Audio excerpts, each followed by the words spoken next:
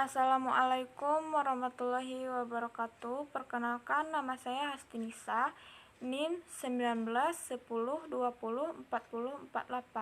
lokal 5B, jurusan Tadris Biologi, Fakultas Tarbiyah dan Ilmu Keguruan, Institut Agama Islam Negeri Kerinci, dengan dosen pengampu Bapak Hendra Lardiman, SSI MPD, dalam mata kuliah Biologi Konservasi. Baiklah, pada video kali ini saya akan membahas tentang ringkasan video-video saya sebelumnya atau materi-materi video saya sebelumnya. Baiklah, kita masuk saja ke ringkasannya. Yang A, pengantar konsep biodiversitas. Biodiversitas atau keanekaragaman hayati merupakan suatu proses yang sangat lama, sehingga sampai saat ini kita mengenal bermacam-macam makhluk hidup, bahwa biodiversitas memiliki fungsi secara biofisik dan secara ekologi yang dapat memberikan dukungan terhadap kehidupan dan kesejahteraan manusia. Tingkat keanekaragaman hayati. Terdapat 3 tingkatan keanekaragaman hayati dari yang terkecil ke yang terbesar. Yang pertama, genetik. Tingkat genetik atau tingkat keanekaragaman hayati yang pertama adalah tingkat gen atau genetik. Keanekaragaman genetik merupakan jenis keanekaragaman yang paling mutlak yang dapat terjadi karena adanya keanekaragaman susunan gen pada suatu organisme. Yang kedua, spesies. Tingkat keanekaragaman hayati berikutnya adalah tingkat spesies atau jenis. Keanekaragaman spesies merupakan keanekaragaman yang meliputi flora dan fauna. Hal ini juga menunjukkan adanya jumlah dan variasi dari jenis-jenis makhluk hidup di bumi. 3. Hayati. Keanekaragaman hayati yang terakhir adalah keanekaragaman ekosistem.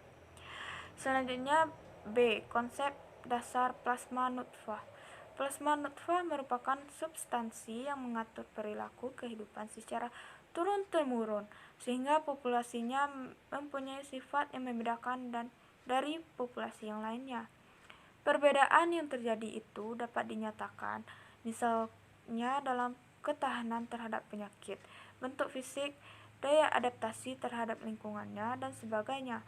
Dengan kata lain, plasma nutfah merupakan massa organisme yang masih membawa sifat-sifat genetik asli. Selanjutnya, hubungan antara habitat dan ekosistem. Sebuah ekosistem berisi banyak habitat. Habitat adalah rumah dalam desa ekosistem. Dalam ekosistem tinggallah beberapa komunitas yang terdiri dari berbagai populasi makhluk hidup sejenis, komunitas atau kumpulan dari beberapa populasi. Selanjutnya, pengertian dari sistematika.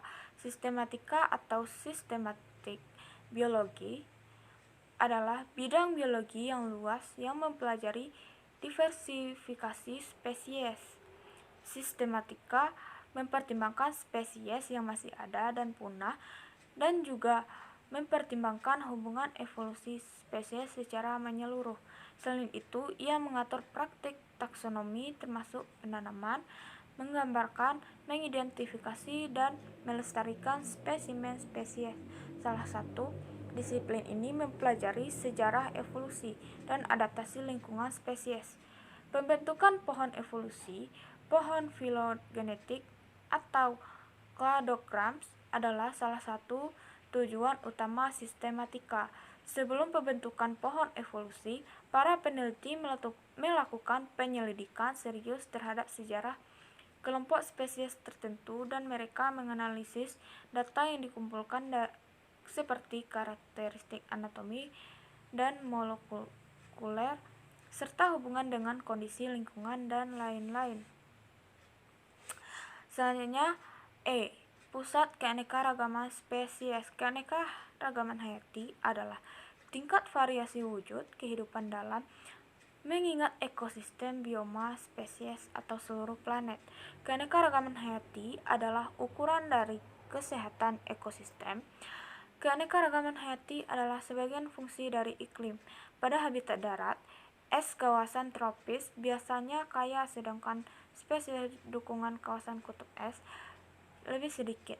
Perubahan ronde yang cepat biasanya mengakibatkan kepunahan massal. Satu perkiraan adalah bahwa kurang dari 1% dari spesies yang mempunyai di bumi adalah yang sedang mempunyai. Selanjutnya, kegunaan atau manfaat biodiversitas. Biodiversitas yang tinggi di suatu wilayah memiliki banyak sekali manfaat bagi kehidupan, lingkungan, dan siapapun yang tinggal di wilayah tersebut. Manfaat-manfaat ini antara lain adalah jasa lingkungan, manfaat sosial, dan manfaat ekonomi sebagai sumber daya alam. Selanjutnya, pengertian kelangkaan spesies. Kelangkaan merupakan tahap awal dari kepunahan spesies. Pernyataan tersebut dinyatakan oleh Charles Darwin pada tahun 1854, sedangkan menurut Langley dan Whitaker 2011, kelangkaan adalah kepadatan spesies yang rendah, hidup dalam kondisi lingkungan atau wilayah geografi sempit. Selanjutnya, analisis masalah konsep biodiversitas. Permasalahan keanekaragaman hayati yang dihadapi Indonesia pada prinsipnya tidak berbeda dengan di tempat lain. Permasalahan ini berakar dari tekanan kegiatan manusia yang dapat berupa 1. Pengurangan lahan berhutan untuk pertanian, kehutanan, industri pertambangan, dan ekosistem pemukiman. Selanjutnya, alternatif solusi konsep biodiversitas. Ada beberapa konsep atau cara yang dapat dilakukan untuk melestarikan keanekaragaman hayati, yaitu dengan reboisasi tebang pilih, pengendalian hama, dan pelestarian alam. Reboisasi adalah pemulihan lahan yang rusak dengan cara menanam kembali tanaman atau pohon-pohon yang terdapat di wilayah tersebut. Baik, sekian penjelasan dari saya. Jika terdapat kekurangan maupun kehilafan, saya mohon maaf. Saya tutup dengan wassalamualaikum warahmatullahi wabarakatuh.